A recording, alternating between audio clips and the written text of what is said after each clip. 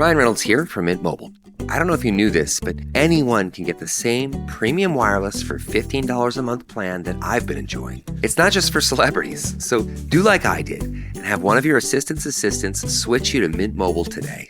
I'm told it's super easy to do at mintmobile.com/switch. Upfront payment of $45 for 3-month plan, equivalent to $15 per month required. Intro rate first 3 months only, then full price plan options available. Taxes and fees extra. See full terms at mintmobile.com. Hello and welcome to All Indians Matter. I am Ashraf Engineer. There can be no doubt about the Indian media's impact on society. While it has always played a central role, it has been at the center of much debate, especially over the past decade.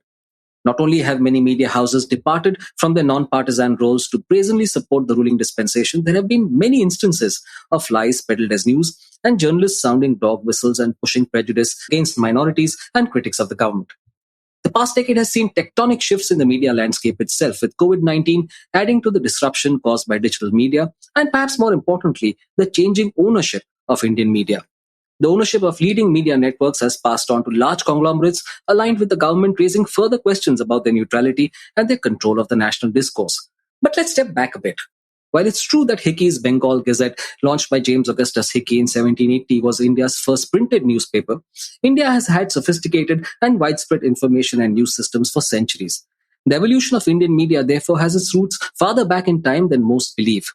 Recently, 2 seasoned journalists launched Reality Scribes, a podcast that tells the story of Indian journalism vis-a-vis its origins and evolution, and I'm thrilled to have them both on this episode. All Indians Matter. We have on the show the hosts of Reality Scribes, Vasundhara Sirnate and Sumit Chaturvedi. Sumit is an independent journalist and researcher and now a first-time podcast host. He maintains a news and analysis website called Opinion Tandoor.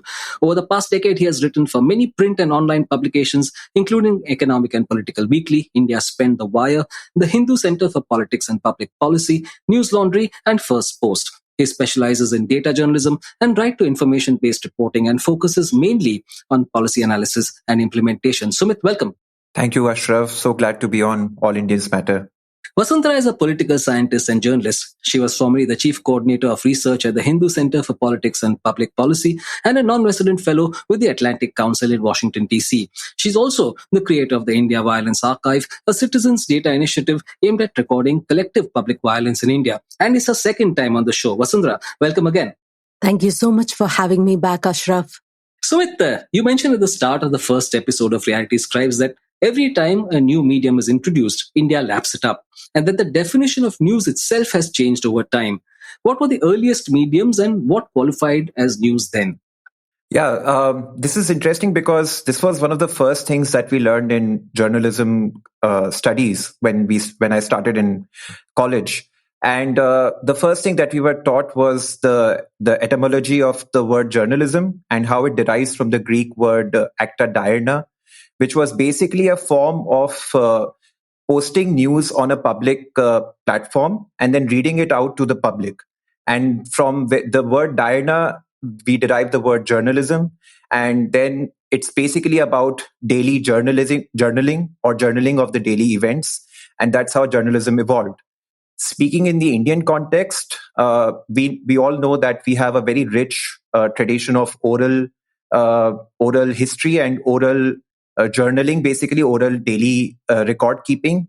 And one of the things that we have even seen in popular representation is how there used to be the nagada, which was played in the public square, and the news was announced to the public in a chalk or in a square. And those were the kind of mediums that we had for journalism or for public dissemination of news in the ancient times. And with time, as we also uncovered in our research with this podcast, thanks to Aparajita, whom we talked to, she's a Mughal history expert, and we talked to her in our first episode. And then we learned how these systems evolved and became more sophisticated. But that's basically how the news systems have evolved over years. And talking about the meaning of the news, the meaning of the news has also shifted from the ancient times to the modern times, with the meaning becoming more secular and more factual, than before. And earlier there were facets of myths and other kinds of supernatural ideas that could slip into the idea of information and news. But now, with time, as it has evolved, it has become more factual and more secular. So basically, that's the kind of change that we have seen in the meaning of news systems and that of news as well. Vasundhara, there was a time before newspapers, as we know them, when a universe of handwritten newsletters existed in India. Now, describe that time and also how were they used to wield and keep a grip on power? There was a world of handwritten newsletters and reports that existed in India before the first modern newspaper came in 1780. Now, broadly, we call this the manuscript press. There was a very massive scribal labor force in India during the Mughal times. There were people who were trained in writing specialized scripts, and calligraphy was an art form by itself. So that heavy scribal labor force was used to record incidents, which later on we would call news, but back in the day they were just called incidents. Now, what did this terrain look like at the time? So you had, on the one hand, official newsletters that were chronicles of what happened in the court of the emperor. Broadly speaking, these are called the Akhbarat, which derives from the Persian word khabar, which means news. At the same time, there was also a layered system of collecting information from the ground from various districts. And the person in charge of collating them together, writing them down, and sending them to the Central Imperial Court was called the Wakai Navis. Navisi means to write, as our Mughal historian had told us. Along with that, you had a group of people whom we can consider special correspondents. They kept an eye on everything that was happening within their area or jurisdiction that they had to look after. They were called the Savani Nigars. Then you had a class of spies that reported directly to the imperial court. They were called the Khufia Navis. And finally, you had the people who carried these messages on foot, often walking for up to 30 to 40 or even more miles every single day, who were really the backbone of this system of information, who were called the Harkaras, the person who did many types of work. But their main job was to carry this information from one place to another. This architecture of information was extremely important in how the Mughals wielded power, because they needed information about who was planning a rebellion, who might be planning a move on the central capital, or who is planning a raid on some important fort or a post, or even plotting against a certain Nawab or something like that. Now, that information becomes critical. In a way, you can even think of it as intelligence. It becomes critical for the Mughals to understand not only what is going on within these disparate, smaller kingdoms or fiefdoms or chiefdoms that are part of the Mughal Empire, but also to sort of preempt what's going to happen and maybe move their own armies across here or there and control the situation before it actually becomes bad enough to destabilize them. I'm glad you spoke about the layered hierarchy, because that was actually going to be my next question. But this is fascinating. Sumit, let me come to you then. There seemed also to be what would be called sensationalist journalism today. I recall you guys pointing to a story of a man who knocked on a woman's door in Burhanpur, and when she returned with a glass of water, he had disappeared. And this then pointed to the presence of a man who worked miracles. Yeah.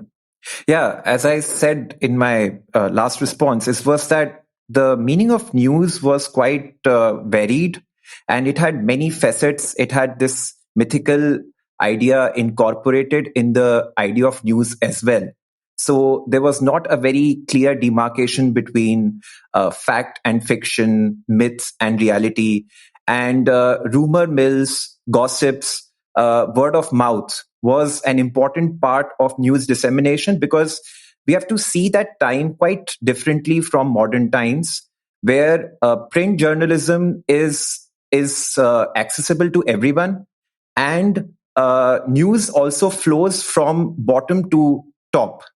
But in those times, the news system as such, if we call it journalism, was very elite oriented. The news would travel within the court system, from the courts of from minor courts of princes to that of kings, between the courts of different kingdoms, but on a very subterranean level, on a very common public kind of level. The news that traveled was through person to person. And there, the idea of myths and those of rumors of these mystical people also qualified as news. So for instance, this incident was pointed to us by Aparajita, and it was quite fascinating because this itself also was newsworthy, and but at the same time, if we see the parallels with today, as you pointed out, the kind of things that now pass off into the I don't want to name a particular channel, but that we know which particular social media channel is popular for that. We see how those kinds of rumors also slip into the news cycle, and then how they become almost like a case of Chinese whispers, and things just keep getting escalated more and more until the time that those things actually become news, and it's very difficult to discredit them. And how that an entire ecosystem of false information and fake propaganda is then for everyone to deal with. So yeah, I mean, it's quite interesting how there is a parallel between those times and today, but just the meaning of it, the implications are very different. And Sumit, Vasundhara briefly mentioned the Harkaras. Who were they and why were they important? Could we just dive a little deeper into that? Yeah, Harkaras, as we were told by Aparajita, was the meaning comes from har, which is every, and kar, which is again a Persian word for work. And we also have that karya, right? So Harkara is someone who would do all kinds of work, different kinds of work. But one of the important works that they had was as couriers of messages. And they would come from different caste communities, and that the kind of caste that they belong to also basically determined what kind of work they would do. So the more specialized caste communities, Harkaras belonging to those communities, would be given very important responsibilities, as Vasundhara said, of transmitting very important messages, which were crucial for these kingdoms as strategic information, military information, all kinds of different, even administrative information. So these Harkaras were they were martially trained. And then what we learned was that even the kind of equipment that they could use, the kind of martial training that they had, was also determined by their caste location. So what we understood was that like everything in India, even the information system could not escape the whole dynamic of caste and caste system, and the power dynamics of that, and how that today the entire information system is built upon that system. So we see that kind of, like, if we see that kind of representation even today, that kind of differentiation in that information system, it should not be very surprising, because this is something that we have built upon. So that was quite interesting for us to know. Absolutely. And Vasundhara, it's not as if the women were left out of the information sharing. You said in the episode that they would listen to the news reports along with the king. And that also fits in with that larger narrative of women actually sharing power, or often wielding power during those times also, but it's not as well known. Yes, and in fact, women at all levels were considered to be very important information bearers. So there's an Italian traveler, Nicola Manucci, who's in India at the time, and he observes how reports that are received probably from the Vakai Navis, who are these incident recorders, the reports get to the court, and the women actually read it out to the emperor, who at that time was Aurangzeb. And so they definitely have a say in matters. And these reports also become crucial because, for instance, if you look at the politics of succession in the kingdom of Awadh, for instance, the Nawabi succession that happens, often the family, which often includes, say, the mother or the aunt, they play a very important role in sort of securing succession for the next Nawab. And especially when they are being beset by the interests of political agents or the influence of political agents, local notables, landlords, zamindars who are extremely wealthy. And finally, at an even sort of non-royal household level, midwives, for instance, are a very important information-bearing communities because they can actually go inside households in the kingdom and find out what's going on. They go inside the houses of landlords, they go inside the houses of people who are bankers or wazirs at the time, or even other influential people. They go into, they know what's going on in the poorer sections of a kingdom, what's going on in the upper section. So they have a lot of mobility. So women are definitely a very important information-bearing community at the time. And Sumit, the Mughals also developed a method of recording the emperor's daily proceedings and letters from envoys at the imperial court into a daily manuscript newsletter, didn't they? It almost reminds me of the daily press releases issued by the Press Information Bureau in India today. Yeah. As Vasundhara touched upon that with the Akhbarat, that was the newsletter in which all the daily proceedings were recorded in very hard to decipher Shikasta script that we also learned about. And it's interesting because what we also came upon as a conclusion was that how the information flow was, what kind of politics of that information flow was there because of this circulation of news within the corridors of power.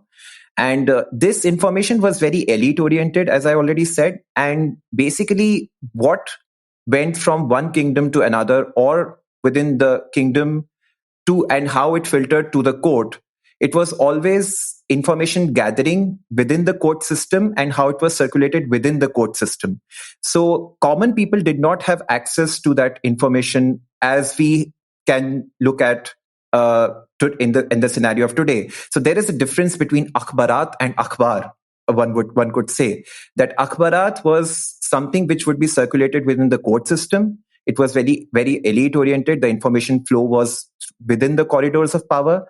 And with time, as print technology came in and print newspapers began to make their space in India, the transition from akhbarat to akhbar is quite interesting. And that's something that we are also going to touch upon in our future episodes in our podcast, is that the transition from akhbarat to akhbar is also very interesting. That how then that information was sort of unshackled from the corridors of power to the common people as well. So yeah, I mean, that's something that we are really looking forward to learn and to tell to our listeners as well. And there was false news, Vasundhara. Wealthy local chiefs, you said, would bribe scribes to publish false reports or omit events like military losses. Tell us about that, and also any specific incidents that you came across. Yes, we actually did find a specific incident where there's somebody called Ghulam Hussain, and he loses this battle, and he doesn't want anybody to know about it. So what he does is he bribes the Wakai Navis within 20 miles of the place to say nothing about it in their report, so that the court at the center and the emperor has no idea that this battle has been lost by Mr. Ghulam Hussain. So we thought that was really interesting. So, and it also pointed out a really important thing, that you could in fact manipulate news even back then. You could manipulate the information that was going on, that was being reported, and you could influence the Wakai Navis to sort of either present you in a good light or not. And what's important here is that the British also catch on to this very quickly. And what they do is they also start getting their own agents to then plant the kinds of reports they want the imperial court to see. Most of them are complaints about the kind of hardship they're facing in conducting trade here or there. But when the Wakai Navis then records this, and then the record goes to the court, the incident record goes to the court, then the British hope that, some action will be taken which is favorable to them. Also at this time, they are still ascendant in India. They've not really captured a lot of territory. The Battle of Plassey is only fought in 1757. So if you look at the time just before that, they're still trying to find a foothold. Everything changes with 1757 and the Battle of Plassey, because Robert Clive is an extremely intelligent military strategist. He also does not like India at all, through his own confessions. And he is able to engineer this victory by either sheer dumb luck and some really great decisions that he makes on the spot about how to proceed and not, or, how to trust someone or not trust someone, where to move, whether they should stand still, etc. And they win. The British win that specific battle. And that changes a lot of things for how the British are then able to control India. And that's also when they realize how important local information networks are for them to win these crucial battles. So the story that Sumit and I are trying to tell in this first episode is a story about control over information and how important it gets. But yes, there is a lot of disinformation, misinformation, a lot of things that we are seeing actually right now that go on back then as well. You have that French saying, doesn't it? Which translates as the more things change, the more they remain the same. Absolutely. Sumit, this is a good time to talk about how the Mughal system of news and information gathering began to die out. So how did that happen and what took its place? Yeah. So what we understood was that as print technology began to make its way in India, basically, although print technology had made its way in India by the beginning of 16th century, it was mainly used only for publishing religious publications and not so much anything related to news or information. But as the European community began to grow in the presidencies, especially in the British presidencies, which was mainly Bengal, Madras, and Bombay, we see that the European community was already accustomed to reading news from these publications, because in Europe, the print media had already began to take shape. So they felt that kind of need. And at that time, they were mainly relying on imported newspapers. And but that information was mainly restricted to the events which were happening in Europe. And when someone wants to read the news in newspapers or in any form of media, they want to know the events which are happening around them, which are affecting them. So gradually this was taking shape, and the information, the need for that kind of information was felt, which basically began to make a space for the such kind of publications. But at the same time, the Mughal information system and also the kind of things that were understood as news were also changing. As I said, that there was this secularization of news. So the kind of British sensibility of news was very factual, very secular. They as we also learned that they did not believe in affective knowledge, the knowledge which comes from participating in the local traditions and local life of the community. They were more interested in what was strategic for them. And as Vasundhara said, initially this information control was geared towards strategic gathering information for military purposes, but gradually it also steered towards trade requirements, because they were in India mainly for making profits through trade. And for that also they needed information. So the British began to use the existing information systems to gather information even about trade prospects. And as the trade shifted from the coastal areas to inland areas such as Bihar, such as the kingdom of Purnia, and then even further in Banaras, in Uttar Pradesh, and all those places, they wanted more information that could help them in gathering more and the most lucrative deals. And that's something that we also touched in our second episode about William Boltz, that how William Boltz as a trader used information for trade to prosper in a very short span of time. So basically, the kind of requirement for information that was changing at that time for the British had a big role to play in how the information system changed from the Mughal times to those of the British times. I'm going to come back to William Boltz in just a second. But before that, Vasundhara, how did the East India Company adapt and establish its own information systems? So it was a gradual process. In fact, Christopher Bailey, the famed historian, has a book on this. And part of what he's saying is that it doesn't happen overnight. So this control over India, its territory, its information, which go hand in hand, happens literally over a period of 80 to 90 years. So if they're starting sometime in the mid 1700s with the system of trying to at least understand what India is, how it functions, who are all these communities, that sort of basic information that you need to function in a place that you know nothing about. And then by the time they're really able to consolidate that information system and build their own, it happens literally by the mid 1800s. That doesn't mean that they're not attempting to do it and they haven't been successful in doing it in the 1700s, which is where this episode is based temporarily. And how are they consolidating this? Well, first of all, they prioritize what kind of information they need.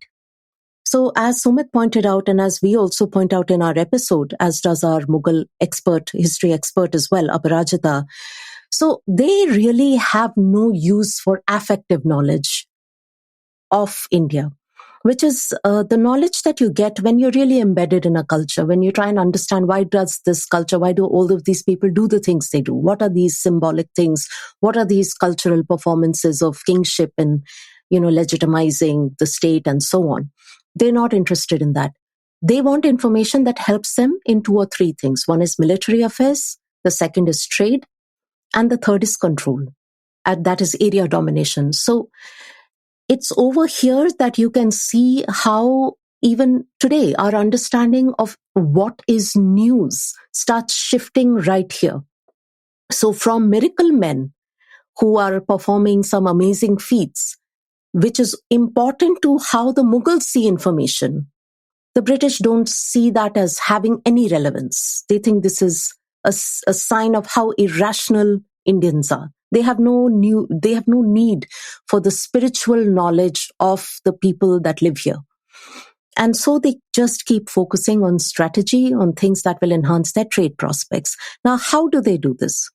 Well, the first thing they do is that they start sort of riding on the information system that already exists, which are your Wakai Navis, as I've pointed out. They start also recruiting Harkaras because the Harkaras are actually on foot.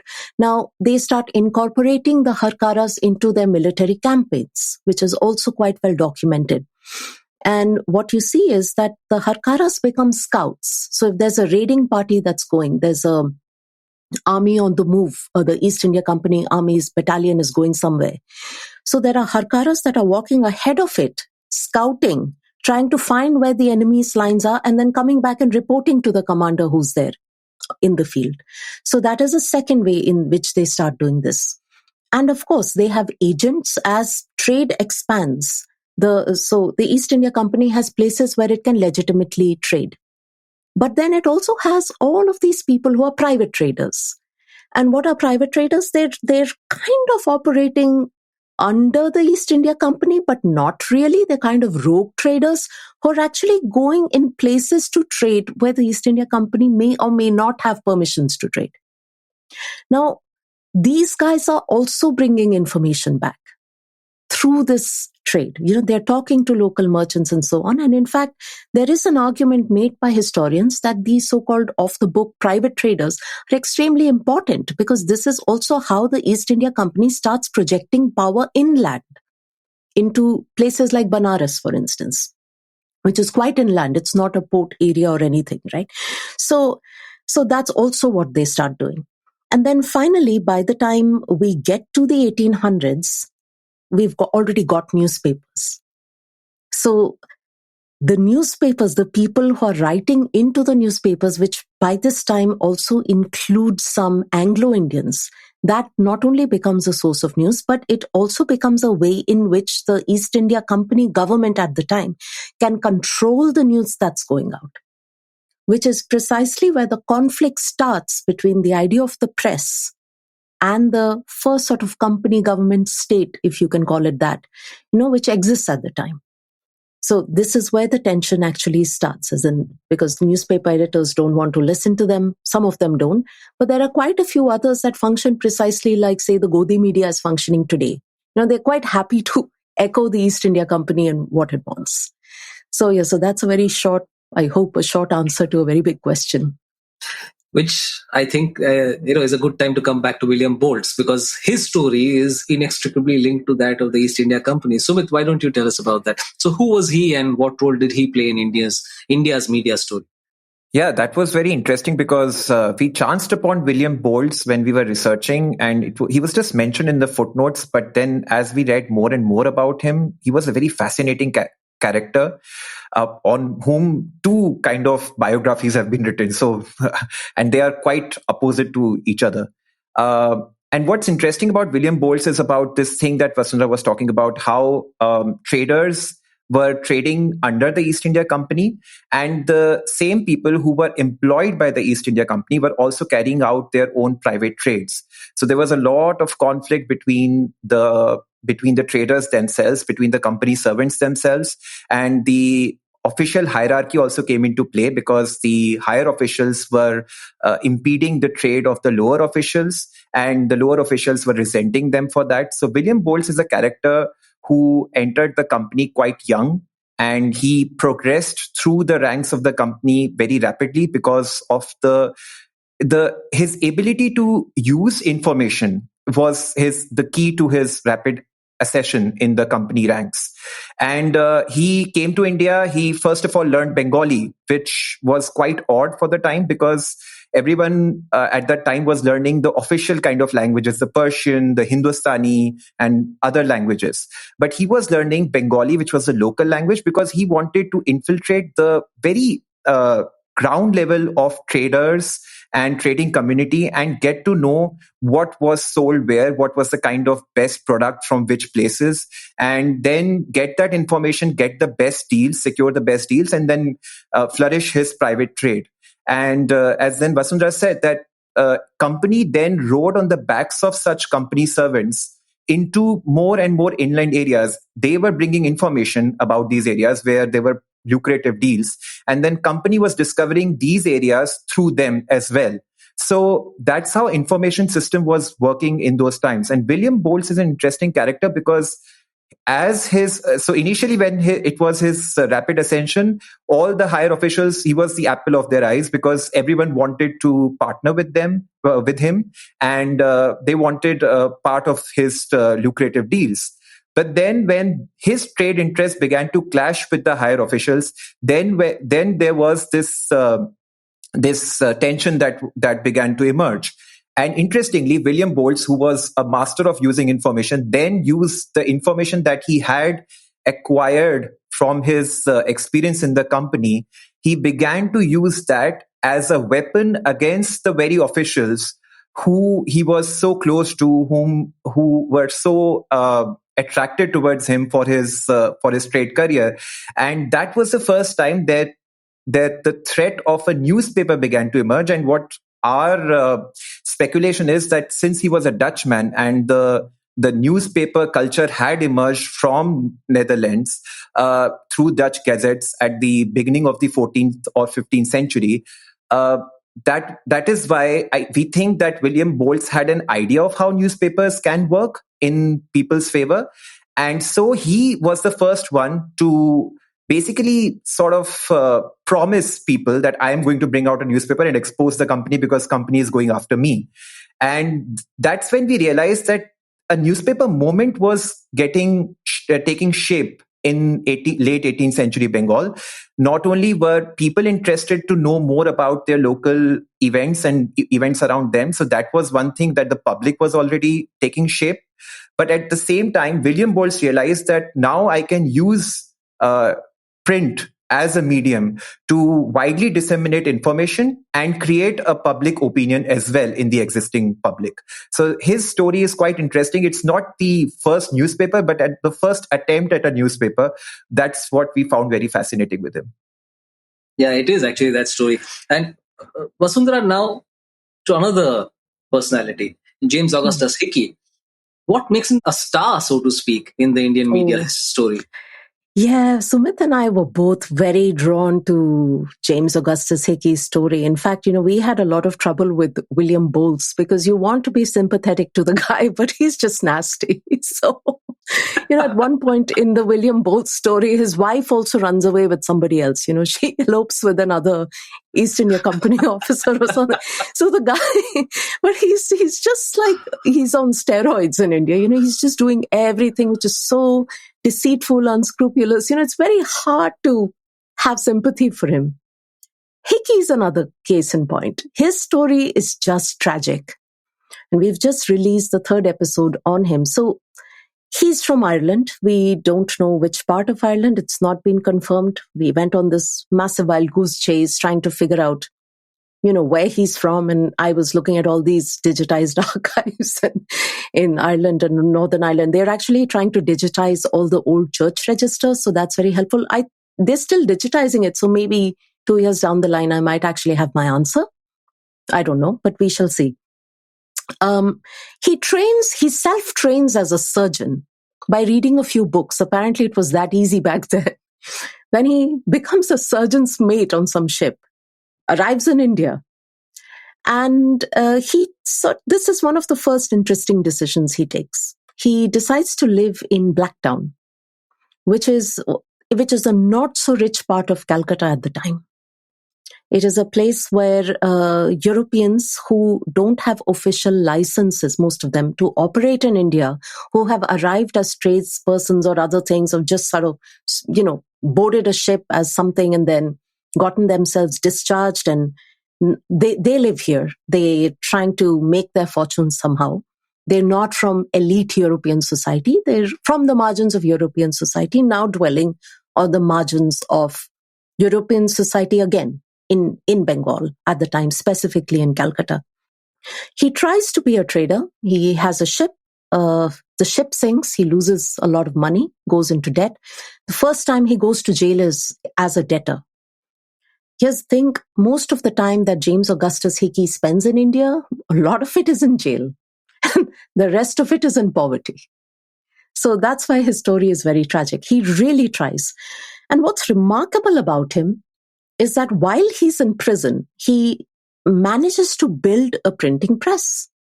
Obviously, somebody is giving him the material, they're getting him a frame or the wood for a frame or something so that he can build this.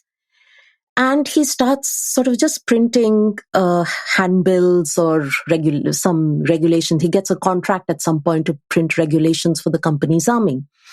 And this is his first brush with how corrupt power can be, when he realizes that a lot of people in the East India Company's army don't want him to actually print the regulations because that means they're on paper and it's harder to violate them.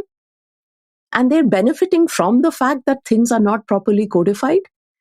So, for instance, there are people who've got like soldiers who don't exist on the rolls of their regiments and they're collecting the pay for them. So that kind of stuff was going on back then. And one of his most formidable adversaries is a man called Colonel Thomas Dean Pierce, because it seems that when he prints these regulations, and he has to print some 30,000 plus copies of these rules and regulations. So Colonel Thomas Dean Pierce knows that once the regulations are printed, he's not going to have an artillery to command. And as Sumit wrote in the episode, and no weight to throw around, which is quite clear. So Thomas Dean Pierce interferes in Hickey's process of printing. Hickey's extremely angry. He's not getting the money he's been promised.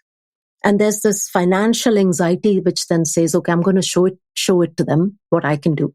And he starts a paper. So the paper for him is a profit-making choice. But slowly over time, it evolves into something different. When he realizes that the people that are running the show here, they're actually quite corrupt. And so he goes after Warren Hastings. He thinks Warren Hastings is incompetent militarily and otherwise. He also thinks that Warren Hastings' wife is somebody who shouldn't have the kind of power that she does in the scene at that time. Because apparently, and he starts exposing people, including the Chief Justice of the Supreme Court in Calcutta at the time, who's a man called Elijah Impey, who Hicky calls Lord Poolbandi, because Poolbandi was, there were some river embankments which needed to be built, and Elijah Impey's cousin, if I recall, is the person who gets awarded the contract. But, it's very similar to the kind of stuff that happens today. The Warren Hastings regime gives him the contract, and the contract is worth 4 times more than what it should actually cost.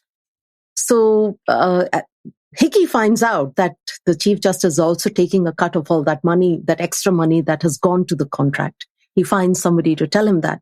So very proudly in the pages of Hicky's Bengal Gazette, he writes, "Oh, well, this is Lord Poolbandi," So, and it's quite hilarious the way he mocks people. He mocks Warren Hastings, says he has erectile dysfunction. He implies it by using the euphemism that Warren Hastings' perennial spring is broken, and which is basically a commentary that this guy doesn't have what it takes to get things accomplished.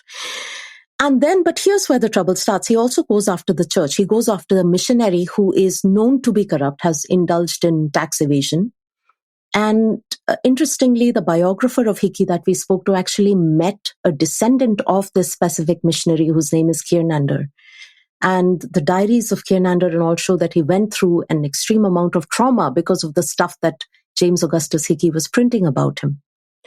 Now, both church and state then sue Hicky for libel for all the things he's printing. But here's the remarkable part. He also gets convicted, right? Spends more time in jail because of lots of these things. He's able to beat one charge.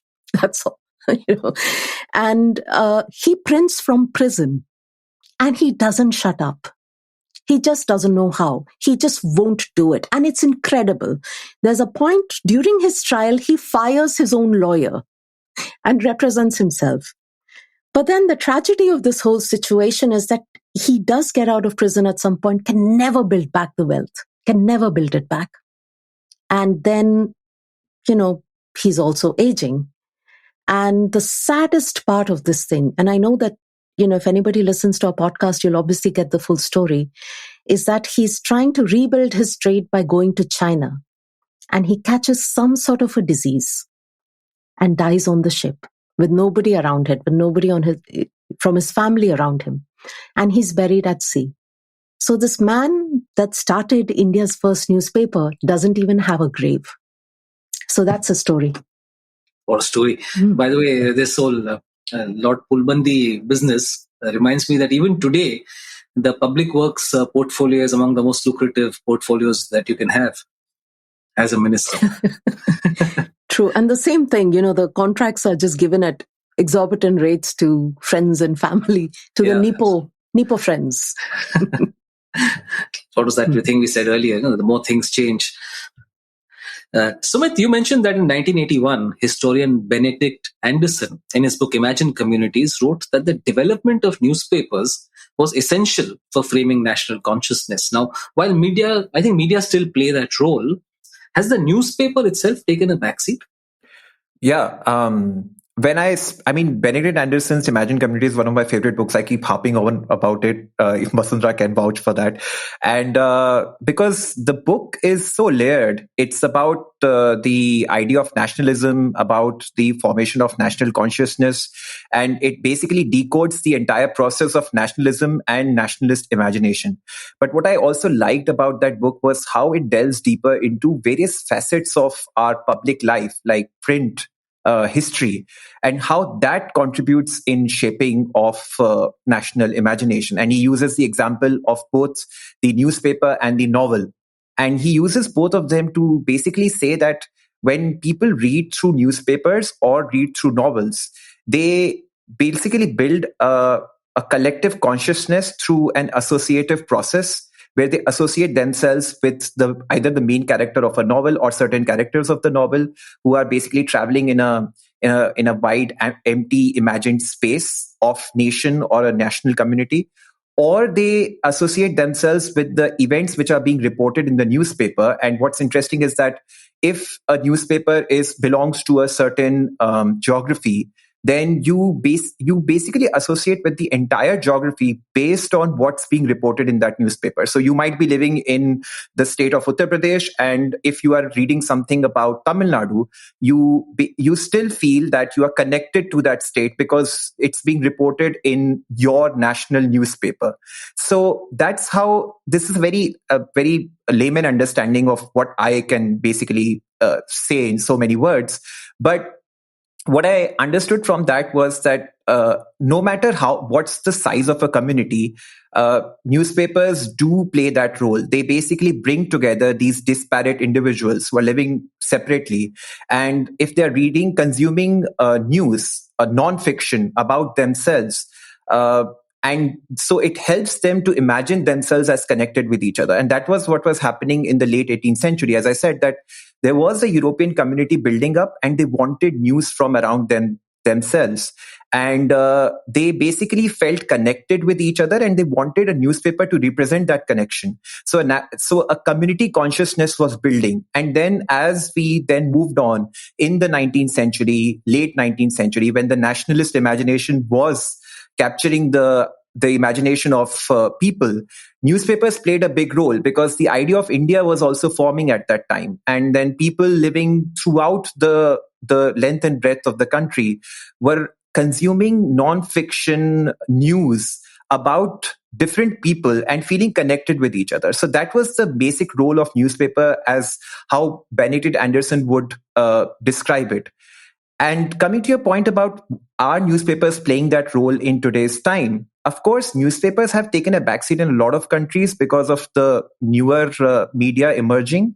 But in India, newspapers are still very relevant, right? Because our readership is still off the charts compared to other countries, other societies. We still rely on newspapers. If you go out early in the morning, you see a chai stall, you see people still reading up their newspapers, telling people about what's being reported. It's still a very communicative process, a collective process of reading newspapers where one person is reading and talking about news to other people.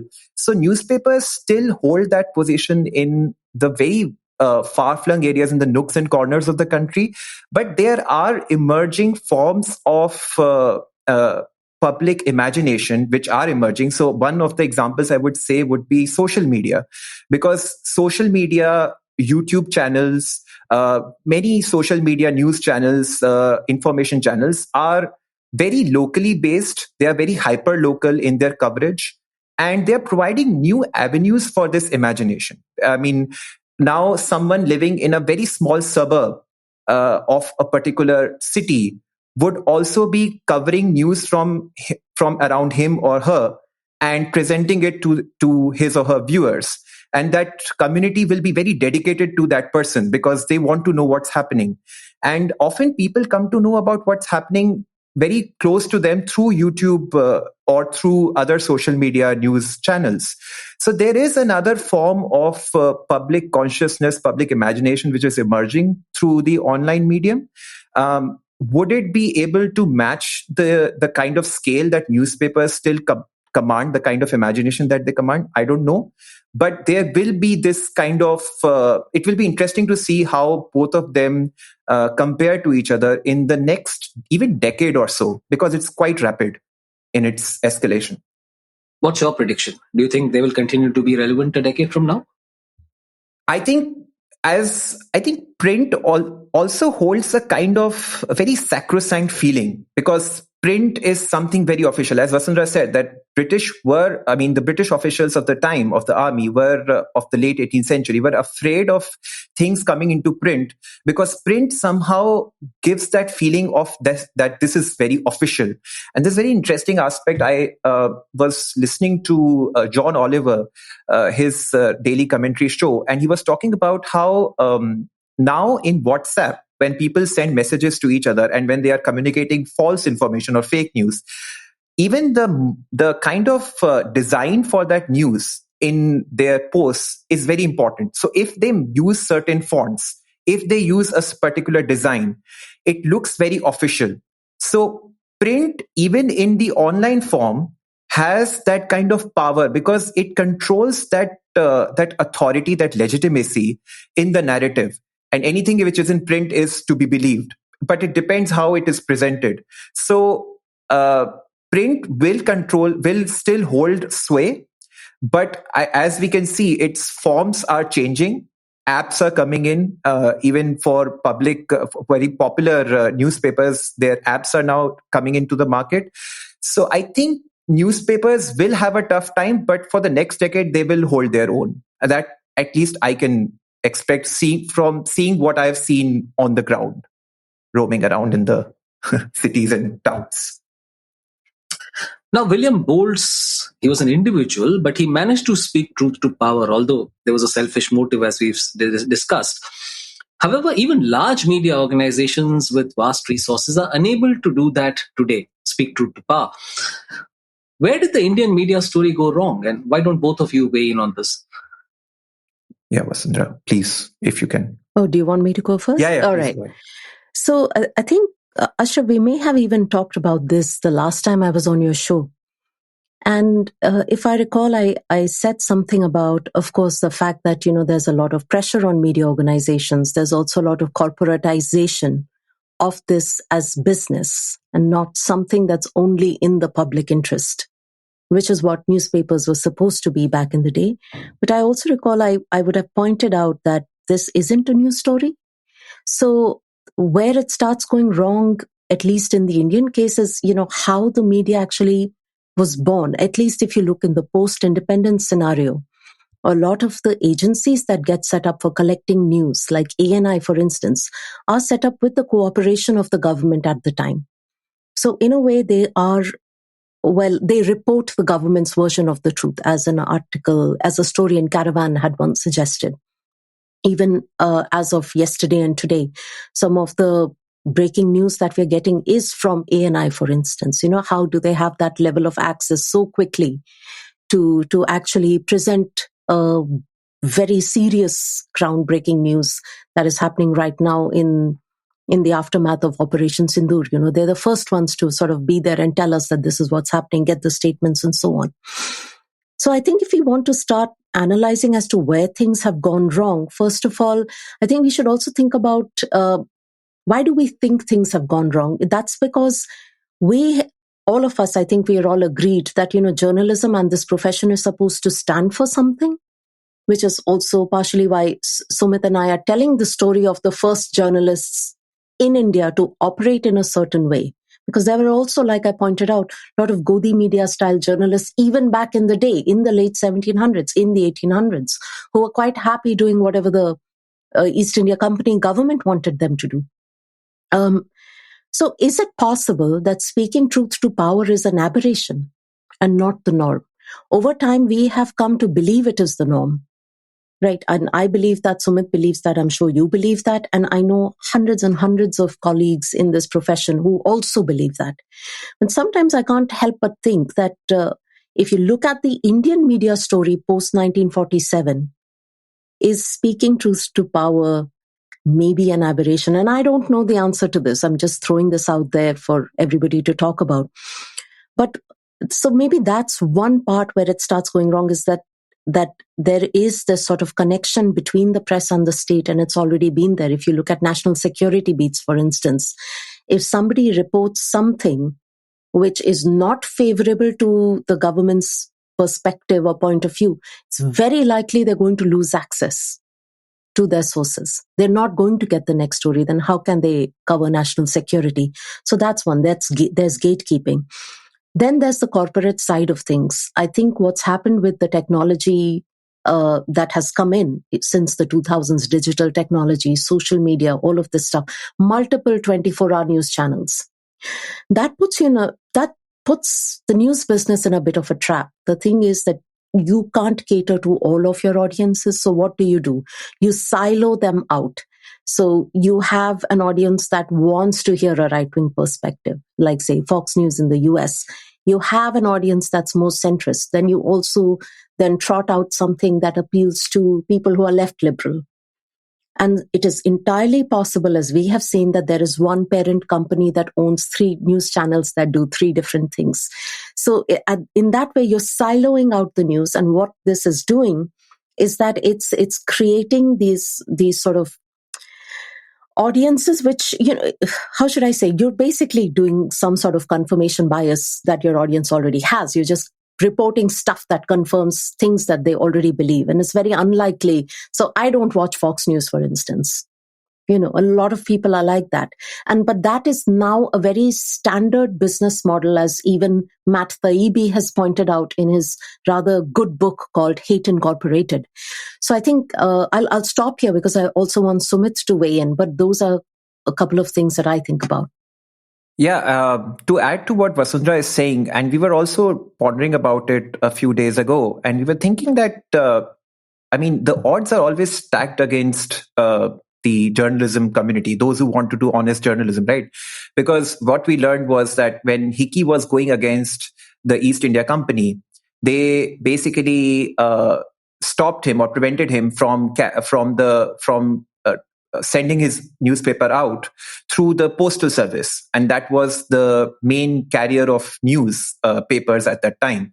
Then with time, we also know how in the independent India, we have seen that how newsprint policy was used to control newspapers, what they wrote and what they couldn't write.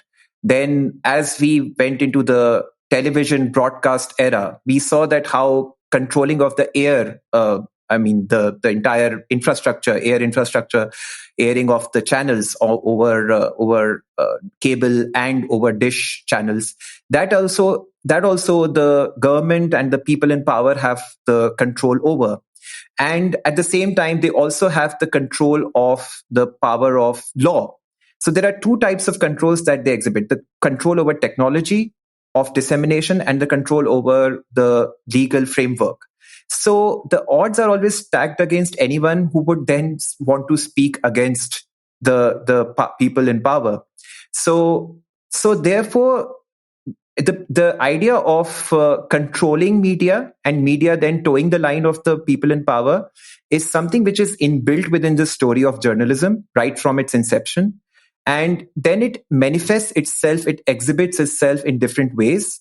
And it's only the degree of kind of the aberration or the kind of things, how they are going wrong or right, is what varies over time. So I would think that with the change in technology, with the change in the kind of legal framework and the kind of power that the governments want to wield, only that kind of control then shifts from here to there across the spectrum. But the story itself is quite interesting. It's that there will always be this huge potential of manipulating news and trying to bring the journalists and the newsmakers under the control of the governments and the people in power. So yeah, that's I think how we see the story of Indian media as well. May I add another point very quickly? Of course. Thank you. So just to go back to what Sumit is saying, the classic example that we are seeing today playing out since October 7, 2023 is in Gaza. And the treatment of Palestine and the Gaza conflict and genocide in the international media. There's this inability to name the perpetrator. And so many of us have been pointing out, even outlets like the New York Times or Washington Post, which literally says democracy dies in darkness is, the tagline of the Washington Post, I think. They're just not naming the perpetrator. So how is this war or genocide being conducted without a perpetrator? Are Palestinians doing it to themselves? And these are journalists who are not Palestinian. These are journalists who are not from the region. And they're not Israeli. They're neither of the two sides, and they're American. Why are they even so afraid or hesitant to put headlines which are naming perpetrators? So if this isn't a reflection of how the powers that be control the editorial policies of newspapers, and I don't know, I can't think of a better example.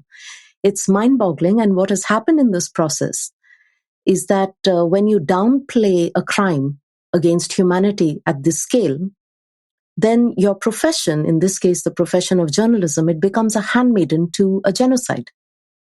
And what is more close to you not, you pretend you're questioning the state and power and all that, but actually you're just sort of propagating an extremely statist point of view while pretending to be fair. So I don't know, but I just thought of that example and thought I would add it to this conversation. Yeah. So this next question is also for both of you. Now, among the many shifts in Indian media has been how ownership has changed hands. Now, what used to be considered media experts have handed over the reins to large corporate interests. What does that mean for the media landscape, but also Indian democracy? Go ahead, Sumit. Yeah. And as Vasundhara just said earlier, it's about how certain corporate houses, certain media houses are owning. It's the cross-media ownership. That was something which we were also taught in journalism school, is that how cross-media ownership is very dangerous for the prospects of journalism. Because as and when another new medium of news came into the picture, earlier, I mean, if you look at how online news started in India, almost 1.5 decade ago in India, when it became very visible, it was started by these independent organizations, the ones that became more popular.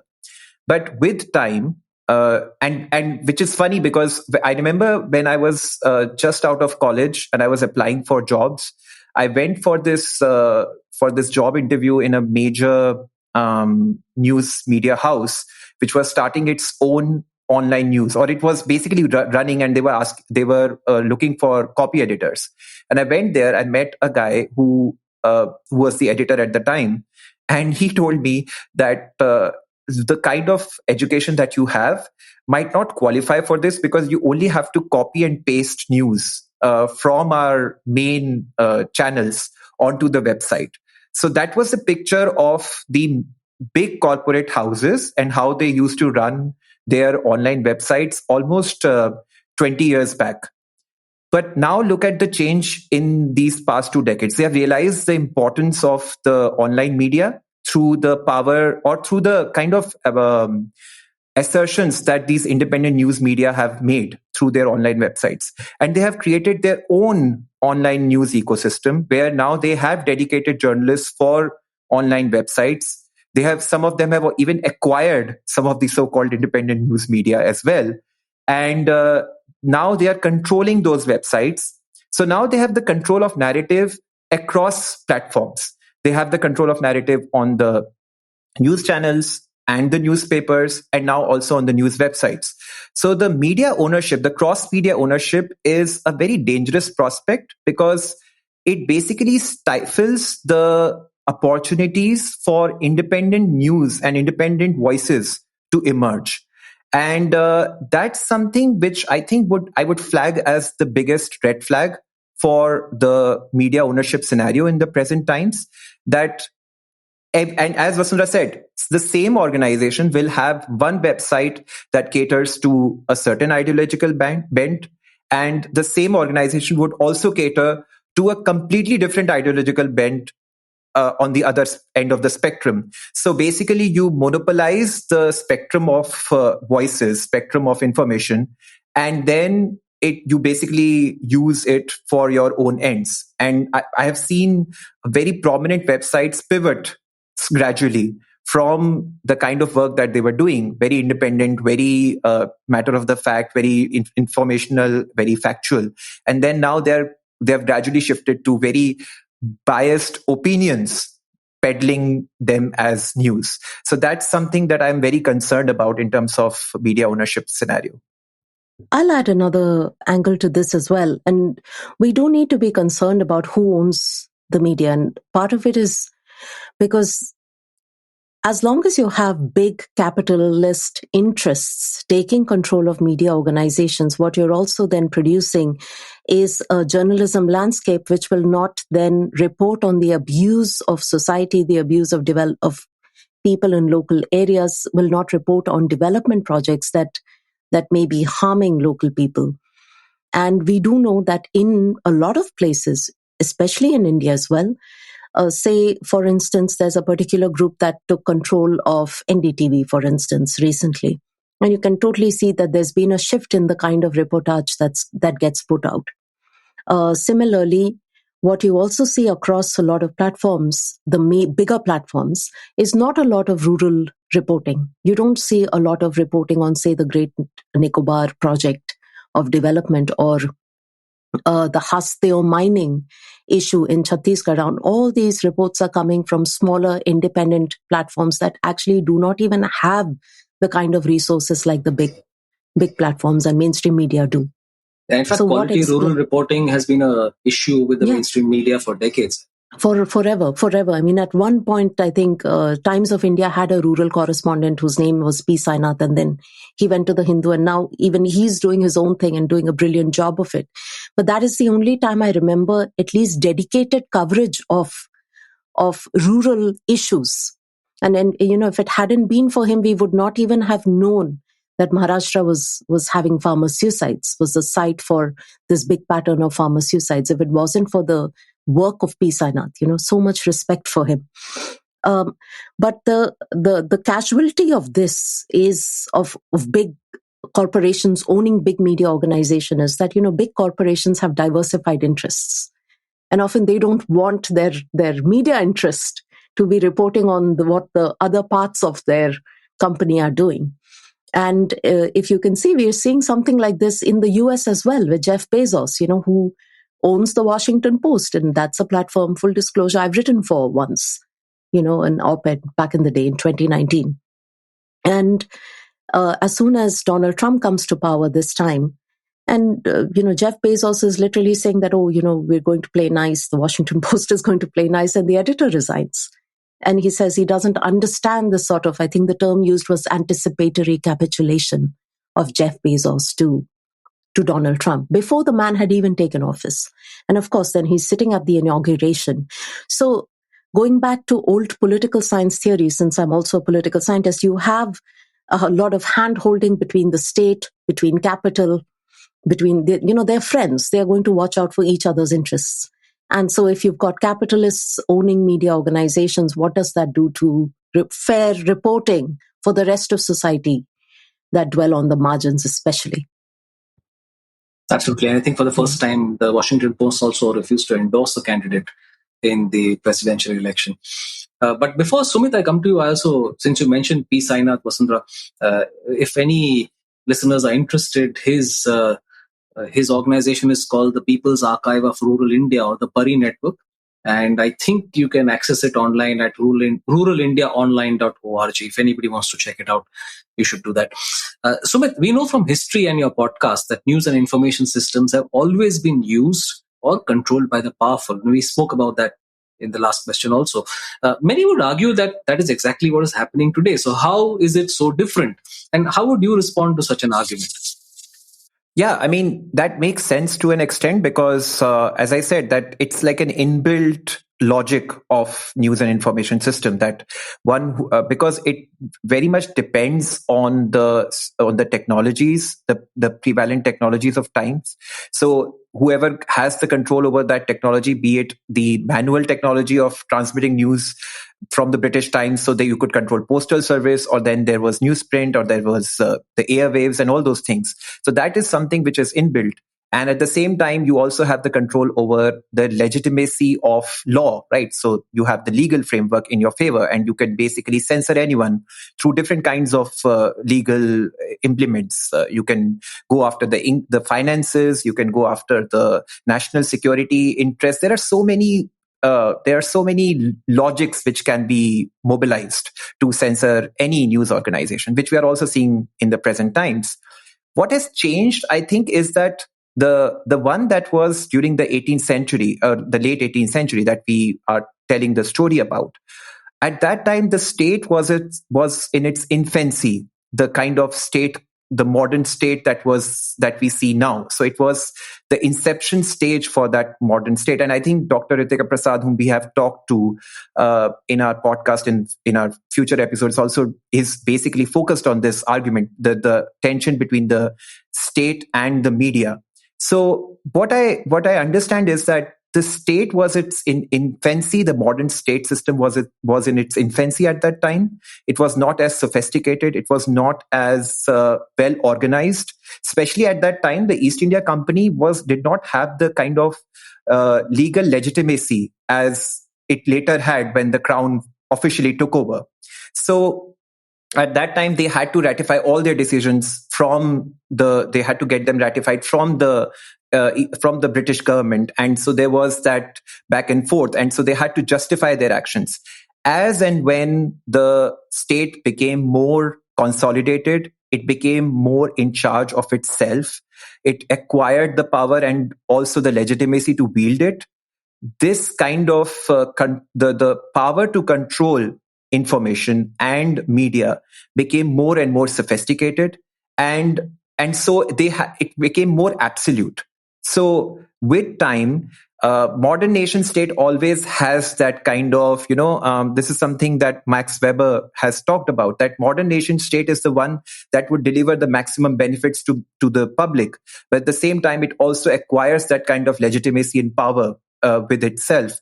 So basically, now that it's very consolidated, then it becomes even more precarious to work in the media industry, because now the government has that kind of legitimacy where it can use power to censor people quite absolutely.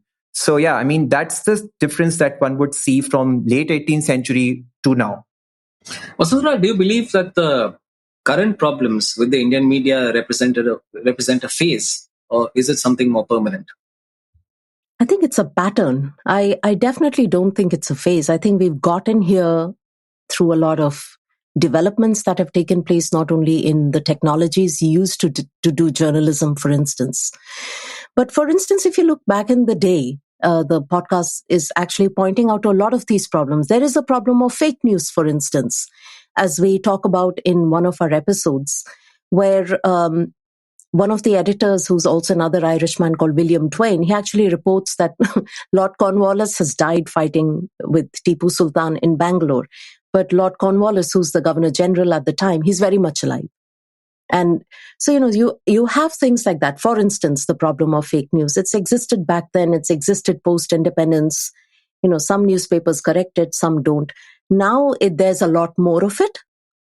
So this pattern that is emerging, it's by design. I definitely don't think it's a phase.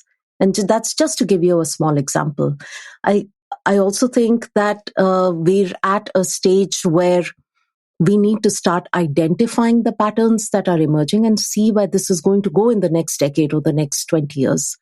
And for instance, just yesterday, the kind of disinformation that was seeded since last night, when Operation Sindoor and the surgical strike have taken place, it's becoming incredibly hard to combat that.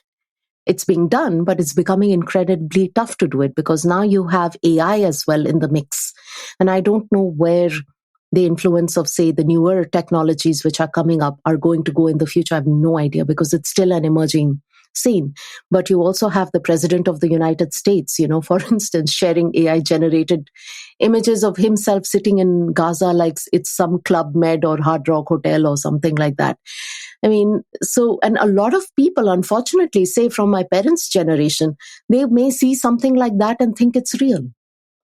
Or you'll have, yesterday I saw somebody had posted footage from a video game, one of those multiplayer online video games, passing it off as this India and Pak, Jammu and Kashmir, some sort of conflict and going on, till somebody actually pointed out, excuse me, but that's from this video game.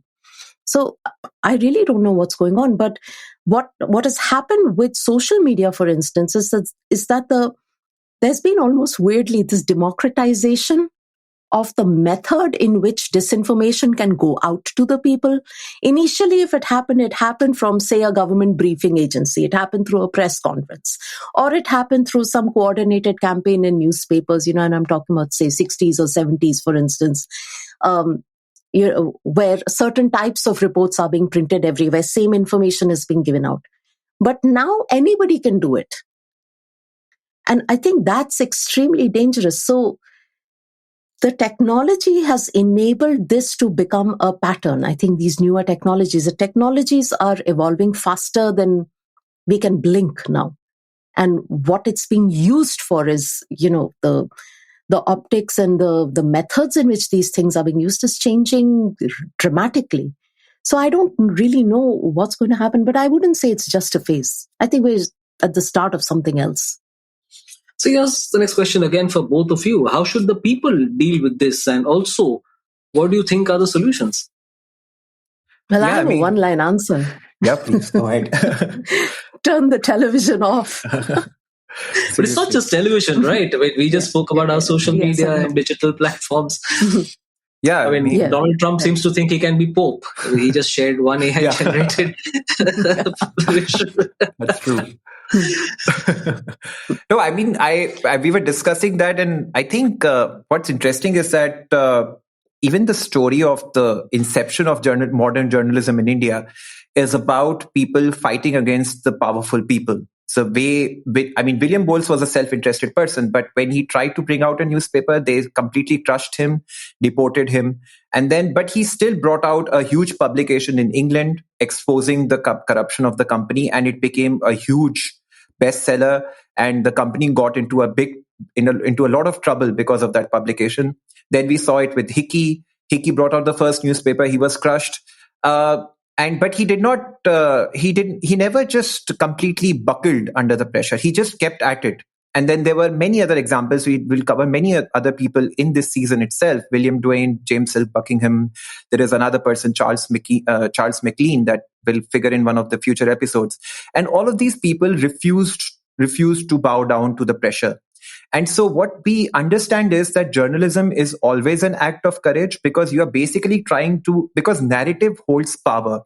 Narrative has power because it has two things. It has the story and it has the information. So if you control both of them, you basically can influence a lot of public opinion and a lot of politics. So journalism in itself is an act of courage, because it's basically saying that I'm going to break this narrative, which is the prevalent narrative. I'm going to bring information into it. I'm going to bring facts into it. I'm going to bring different kinds of opinions into it, or other views into it, which have been rather unrepresented. And we have seen that happening with a lot of people from different communities which have been historically marginalized and historically oppressed, who are coming into the field of journalism and making their presence felt. You see channels like Mook Nayak and Dalit Times, and then Maktub Media, all these channels from historically marginalized or even presently marginalized communities, making their presence felt in the media landscape. So I would say that the way to get out of it is practicing journalism.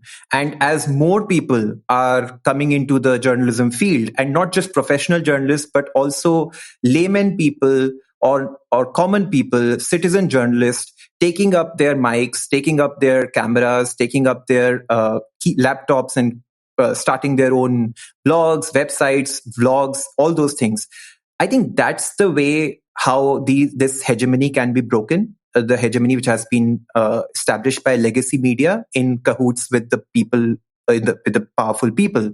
So I think that is one of the ways that how the media story has unfolded until now, and how it's going to keep unfolding even in the future. So Vasundhara, how did the two of you think of Reality Scribes, and how did it become reality? Well, Sumit and I often speak. So we were colleagues at the Hindu Center. He was one of our public policy scholars back in the day, and we've kept in touch over the years. And then, so, often we would just call each other, say, once in a blue moon or something, once in 2-3 months, and exchange notes. What do you think is happening? And we often found ourselves complaining about, oh my God, did you see what happened on that news show? Why was he shouting so much? What's wrong with him? So that was where our conversation would go. And then sometime in 2023, Sumit calls me and says, Vasundhara, you've always wanted to do a podcast. I said, yes. And I had all my ideas of what a podcast should be. And he says, well, I have this idea. And how about we do something on Indian journalism and the state of the media? And I said, I don't know who's going to be interested in that, but why not? And then before you knew it, the both of us were sitting together. We had a storyboard and we thought we'd be able to get the whole story done in 24 episodes. And how wrong were we? Because then the research started. And as the research started, I got obsessed with Hicky. Sumit got obsessed with William Bowles and so on. And then later, as you'll see in the season, there's some obsession going on with James Hilk Buckingham. And then there is an obsession right now with Raja Ram Mohan Roy, who will probably show up in season 2. He's an important figure in our story. And before you knew it, we said, well, we can't do this in 24 episodes. We'll probably only cover, say, until 1900 in 24 episodes. And I'm so proud to say that we've done a lot of work. I don't know how many books we've read, how many historians we've corralled into giving us interviews, sound bites. And they're just thrilled that, there are these two journalists reading their papers because they feel nobody reads them. And they've been the sweetest. And Sumit has done so much work. We had to teach ourselves how to produce a podcast. And of course, I keep saying we did this with 2 mics and 2 laptops, except it's 3 mics because I broke one last year and I had to get another one. So that's basically how this came about. And it's both of us just putting in the work and really enjoying the process. Yeah. Really enjoying the process and talking to each other. We have these set, podcast call times. There's like little schedules that, we're going to action items until next call. We are very, very systematic and organized. And it's thanks, I think, to both of us are a bit, on the ball with this. We're both very good at list making and giving each other tasks. So that's how this came about. It's all very deja vu for me. I mean, I'm almost 5 years into my podcast, Yes, and I've also ruined a couple of mics. Yeah, I mean, I think especially with podcasts, most people, and also I think with any medium actually, people listening in or watching don't always realize how much work happens in the background, and what they see is 30 minutes or an hour, or what they listen to is 30 minutes or an hour. Yes. And the kind of work that goes behind. I think the hardest thing to get used to was to listening to your own voice, and the initial kind of cringe that I felt. Oh my God. Exactly. How do I sound? You listen to yourself in the initial, episodes, and you said, I should never have done this. Just today, Sumit sent me a short. Sumit sent me a short this morning for our YouTube. And again, I heard my voice on it. I was like, I don't like this. I can't stand it. Yeah. But it's okay. We also had to teach ourselves to speak into a mic, control our breath. I didn't realize there were all these little things that were involved in this. How far should you be from a microphone? Yeah. No. It's been a huge learning experience. I'm blessed to be able to do it with someone like Sumit, who's extremely professional, and he's really sharp. He's one sharp person. Yeah, there's all sorts of things. I mean, how much you should move, how far you should be from the mic, absolutely. Can you touch your hair or not, when you're not on mute, and condenser mics pick up everything. Yeah, absolutely. So what can we expect from Reality Scribes going forward? Why don't both of you take this one? Yeah, so we have sort of, we are covering the story of the inception of modern journalism in India during late 18th century, during the times of the East India Company. And this story, as we realized, was mainly about I wouldn't say call them protagonists, but the main characters were all European in origin. We had 2 Irishmen whom we have covered. Then there is a Dutchman. There are people from Britain. So most of them are British character, or rather European characters, because they were bringing that kind of experience with print media from Europe into India. But as this story unfolded, then the Indian people also began to figure out in this story. And that's what we realized, that would be a nice end, or rather a nice transition for this season, to end the story somewhere around the European characters, and then begin to build up the story of the Indian people, because that's when the control of the news and information, the modern journalism rather, the newspapers, came into the hands of Indian people like Raja Ram Mohan Roy, who directly transitions from James Silk Buckingham, where the story sort of segues for this season into the next one. And also, we're hoping that once we're done with telling 200 years of journalism in India, and if we have some energy, I know we will. It's just going to take us a little time to get there. I mean, the main part is to talk about what's happening now. That's always been our focus. But what we're realizing is that telling the story from the start is really important, because this is not the history that we learn in journalism school. Sumit's been to journalism college. I've been to a journalism course while in college. That's what I studied. We did study some history of journalism. It wasn't in this much detail at all. And part of the reason we are doing this is because of this, because we want the future generation of journalists, whoever's coming in, to know that there's a ready reference. Yes. It's very simple. Just listen to us talking into microphones and telling you the story as informative and entertaining and non-sensational way as we can. Yeah. Because we're not very dramatic speakers or anything. We just want to tell a good story. Yeah. And, we hope it helps. Because I know that journalism schools today, whichever it is, they're extremely focused on teaching people how to report. There are assignments for students. There are all these papers on, how do you work with various software, PageMaker, this, that. And now there are modules on AI, on social media, all this stuff. So where is the space for teaching people 200 years of the history of journalism? Every other profession in India has an institutional history. Companies have institutional histories. The legal profession, for instance, has an institutional history. You can go back and refer like court cases that were fought like 100 years ago. There are records for it. And new generations of lawyers are made to learn that so that they understand what the legal tradition is all about. Who's teaching new journalists what our profession is? They are literally learning on the job. They are learning by emulating their seniors. But wouldn't it be great if they knew who James Augustus Hicky is? Wouldn't it be great if they knew what William Duane was able to accomplish? However flawed these characters might be, wouldn't it be great to know who James Silk Buckingham was and why he's important? Or that Ambedkar had a newspaper? Yeah. Or that Gandhi did too? Yeah. And how important these were to build that idea of nation in disparate ways? Or that Ram Mohan Roy was also a journalist who actually stood at James Silk Buckingham's trial after his deportation.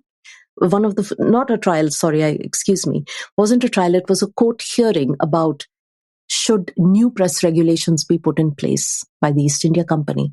And Ram Mohan Roy attended that hearing, on behalf of James Silk Buckingham, because they were friends. And that is a story that we don't know.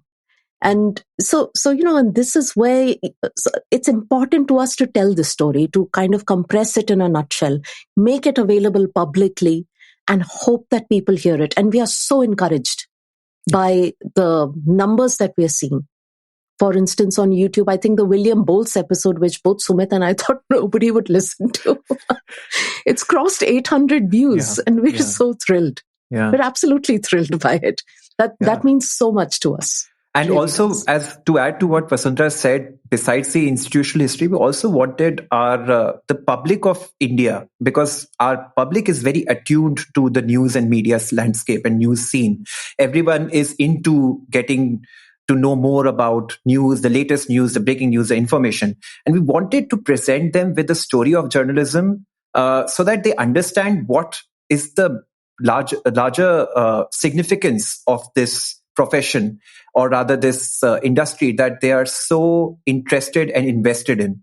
So even people would learn to appreciate what journalism is all about. It's not just what comes in front of you. It's about what the kind of struggles that people go through to present those news and that information to people. So that was also one of the things that the public itself will also learn about the history of the profession that they're so invested in India.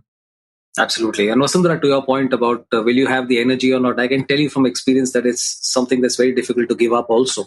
I mean, you yes. keep hitting this barrier where you say, I don't have the time, I don't have the energy, and is it worth it? And and every time you kind of start thinking about that, there's also this thought that no, maybe just a few more, and you just never give it up. Thank you. Yeah, seriously. Yeah. So, Reality Scribes apart, what's next for both of you? Gosh, I don't know. I'd be happy just to get up and write 500 words, for some sense.